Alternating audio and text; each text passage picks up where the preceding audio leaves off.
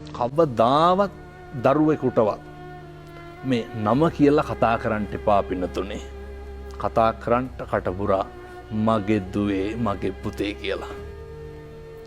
මේක මේ ආදරයත් එක්ක කරන්න ඕනේ ගනුදෙනුව. මේ අලුත් පරම්පරාවට ආමන්ත්‍රණය කරන්න ඕන විදිහ හරි වෙනස්. මේ අලුත් පරම්පරාව ඒවා වැළඳ ගන්න විදිහත් හරි වෙනස්. බොහොම සංවේදී දායක සිද්ධිය අපිට නිරන්තරයෙන් ඇහෙනවා. ඉස්සර ගුරුවරු දඬුවම් කරපු විදිහ.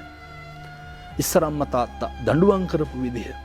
අද ඕන තරම් ඔබතුමාලගේ නාලිකාවල ප්‍රවෘත්තිවලට කියනවානේ ජංගම දුරකථනය පාවිච්චි කරන්න එපා කිව්වා කියලා දරුවා බෙල්ල වල දාගන්නවා. ඒ දරුවන්ට ඉස්සර විදිහට ආමන්ත්‍රණය කරොත් එහෙම ඒක ලොකු ඛේදවාචකකින් තමයි ඉවර වෙන්නේ. මේ අලුත් පරම්පරාවට ආමන්ත්‍රණය කරන්න ඕන විදිහක් තියෙනවා. මම විශ්වාස කරන විදිහට ඒ විදිහ තමයි ආදරය විතරයි. දරුවෝ පුදුම විදිහට ආදරය වෙනවා. ඒ නිසා අපේ අම්මලා තාත්තලා මේක ගෙදරින් පටන් ගන්න. තථාගතයන් වහන්සේට මම මූලිකව සිහිපත් කරනවා. පැන් ටික පූජා කරන එකේ ඉඳන් දරුවෝ සම්බන්ධ කරගන්න. ඊට පස්සේ දාන ටික පූජා කරන්න දරුවෝ සම්බන්ධ කරගන්න.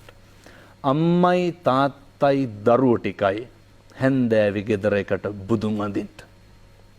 වෙන කිසිම දෙයක් කරන්න ඕනේ. ඔය ටික ගෙදර කරමුකෝ. මේක සත්පුරුෂ පින්නතුන් හෙට ඉඳන්ම පටන් ගන්න. හෙට ඉඳන් පටන් ගන්න. මේවා කරන්න පුළුවන් දේවල් මිසක් කරන්න බැරි දේවල් නෙමෙයි අපි නොකර හිටියට.